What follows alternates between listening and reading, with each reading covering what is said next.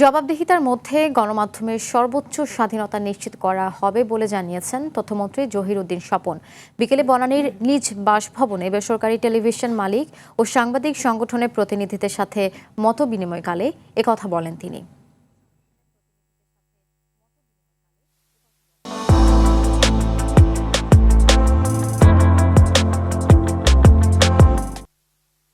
ছোট ওনারা বাংলাদেশের খুব প্রতিষ্ঠিত কি ধরনের সমস্যা তারা এই সেক্টরে উদ্যোক্তা হিসেবে ওনারা মোকাবেলা করছেন সেটা আমাকে কম বেশি ওনারা তুলে ধরছেন।